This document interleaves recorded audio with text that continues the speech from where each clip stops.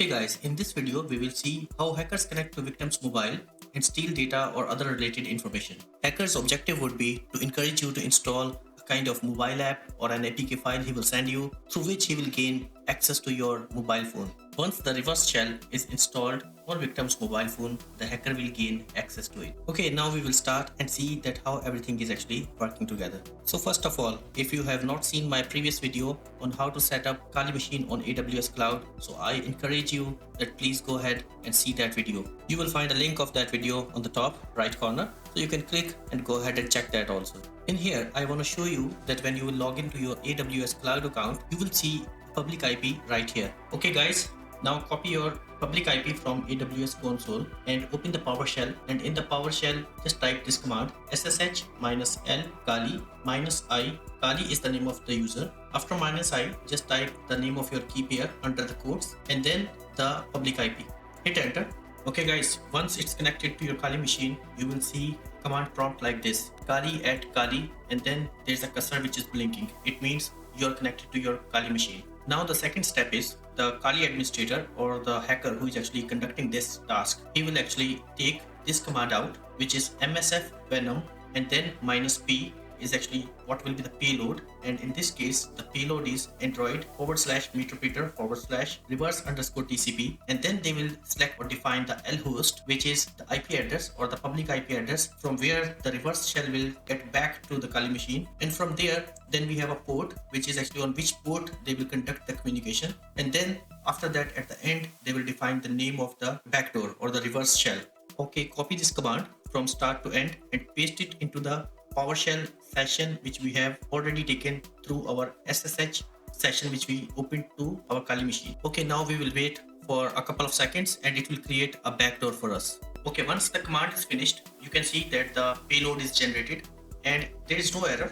You can see here it's just showing us that no platform was selected, and this is because we have not defined any platform and it's selected by default Android. Then the next thing is it is saying that no architecture is selected, and it's selected by default Dalvik as an architecture. Again, we can see here that the payload is of only 10 KB. Okay, so in the next step, it's a very simple command. It's just an optional step. What we are doing is we are copying the file to some other directory, which is we are doing sudo and then copy and then the name of the file, which is myapp.apk, and in some directory which is var/www/html. We are doing this because we can download it from this directory. Okay guys, the location I copied the file is actually Kali Linux default web server, which is Apache 2. It comes pre-installed in Kali Linux and we just copied our file or pasted our file in that location. So in that location, which is var/www/html, it will be easily accessible to us so that we can download it and we can install it on our mobile. So technically, normally we don't do this when we are actually doing the real hacking attacks, but for demonstration purposes, we are doing this. So the point here is that you should not download any file whoever is sending you from some kind of private link or from private IP or something. You should always download the files from some reliable sources like a Play Store or App Store if you are using iPhone. Means some kind of reliable source you should always use to download the mobile apps and install them. So if anyone is giving you any kind of APK or any kind of like mobile app or something or some binary, please do not install that. So this is the learning point which we have in this session.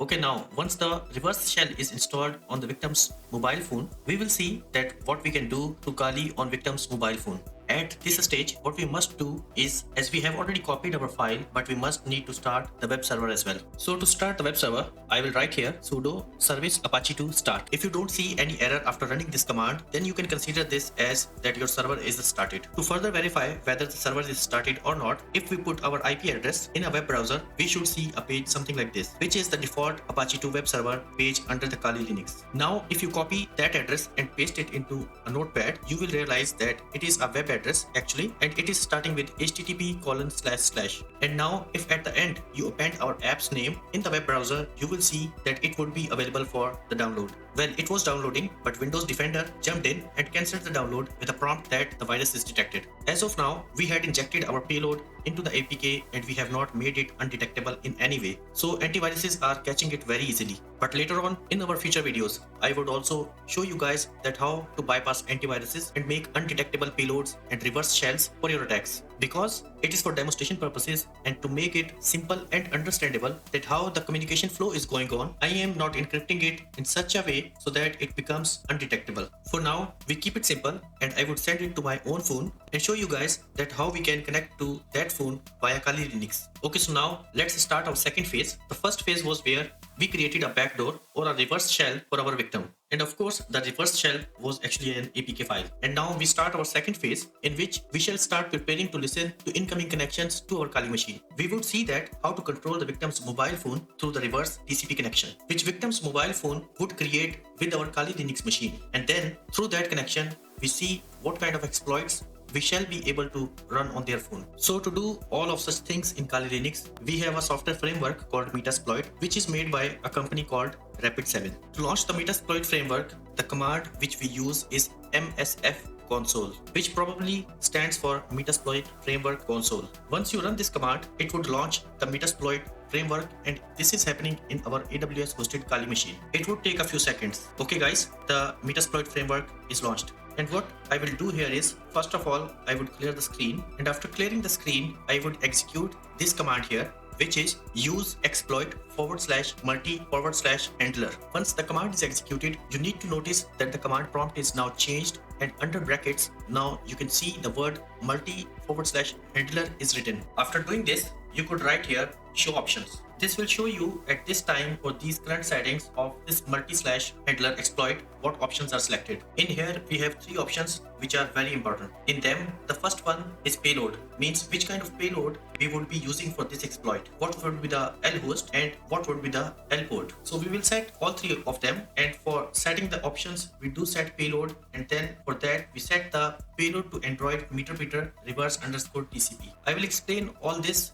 that what is a meterpreter, what is reverse_TCP, and so on in our upcoming videos. But I would request you guys to please subscribe to my channel, and please also click on the bell icon so that you always receive the notifications for the latest videos on my channel. The first option which we have to set is a payload. So we set it up to Android/meterpreter/reverse_TCP. The second option which I will set now is set L host, and then for L host I am putting my Kali machine public IP address. This IP address is the one which is marked as a private IP address on my AWS hosted Kali instance. You can find by navigating to your EC2 instance, and then under the details tab or under the networking tab, you would find this private IP address. You need to understand this concept that the Kali machine which we have hosted in AWS cloud, it is running in some internal network of Amazon servers, which we can also refer to as netted environment. In that environment, it has its private IP address which is not publicly accessible, and the other one which is marked public is publicly accessible. But when I will be making my listener on Kali machine through which we would hear the incoming victim's connection, at that time we need to set the L host to private IP address of the AWS Kali machine. And when we are making a backdoor which would be installed on someone's mobile, at that time we would put the public IP address of our Kali machine for the L host. And for listening, when we are working on a Metasploit, we would use private AWS hosted Kali machine's IP address. Okay, now after that we'll set L port, and for that we'll write set L port, and that would be the same as of our backdoor. If you remember, in our backdoor we put 8080, and now here we make it 8082. After setting only these three options, you start listening to incoming connections via the command exploit. When we execute the command exploit, after that you could assume that our Kali machine is now actively looking for the victim to open the APK, and as soon as they open, we would get a reverse connection to the victim. Or in other words, our backdoor would be open for us. Now what I shall do is, I would install the APK which we have made via MSF Venom, and you would see as soon as the APK is installed, we receive a reverse connection to that particular user. And after, what we can do is, I would show you guys all that in a moment. Okay, now I have downloaded and installed the app on my Android mobile, and now here you can also see on our Kali Linux machine we have already executed the exploit. The Kali machine is now waiting that when user will open the app and it would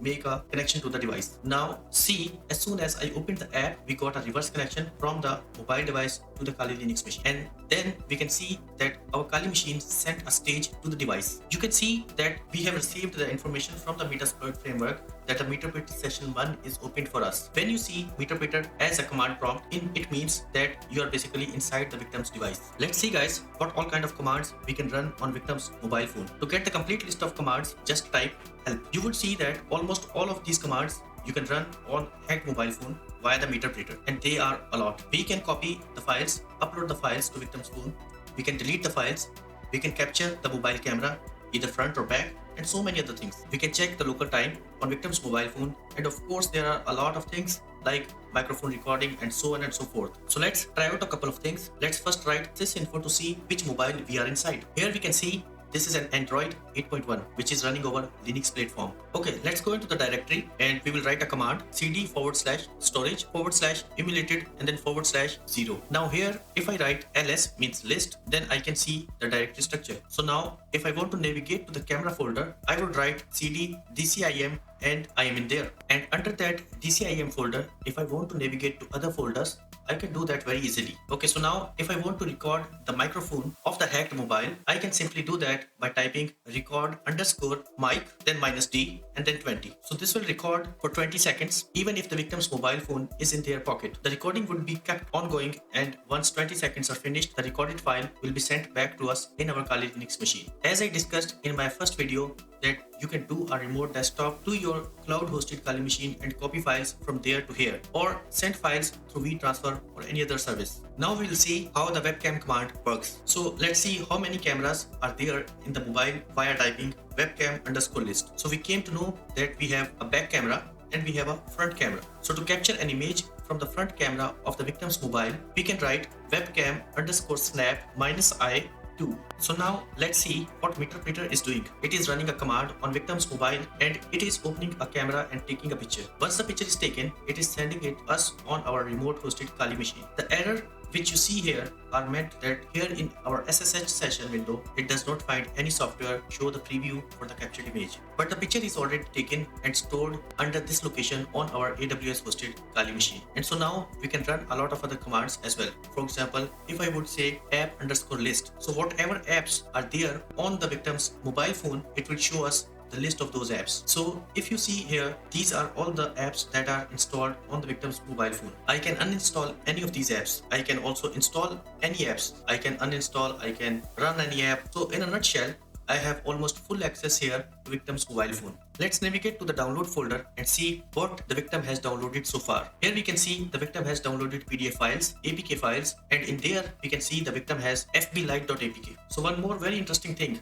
which I want to share here is that the work which we have done so far is very basic. It is just a very basic vanilla implementation of the backdoor implementation. It is easily detectable by antiviruses. It is not doing any actual work in terms of app usability, and which would put the victim in doubt, and they might immediately uninstall our app. Even we have not modified any existing APK, which is an even better way of doing such things. And what this fblite.apk reminded me actually. Facebook gives us one light version of the Facebook platform, which can easily find out by googling Facebook Lite APK. Let's go to Facebook website and download it and see whether it is an APK file or not. In this APK, we can inject our evil code, which would eventually become a reverse shell for us. And then we can send that APK to some user to use Facebook. What will happen with this approach is that the user will be able to do everything, whatever they do on Facebook. They can share the status, receive notifications, and so on and so forth. But at the same time, this Facebook infected app would have our backdoor or malware, which opens a listening connection for us in our MeterPreter session. So this is very important that you do not have to get any file from anyone. Only if you trust the sender that they will not send you any kind of malware or backdoor, then you only have to install it in your phone.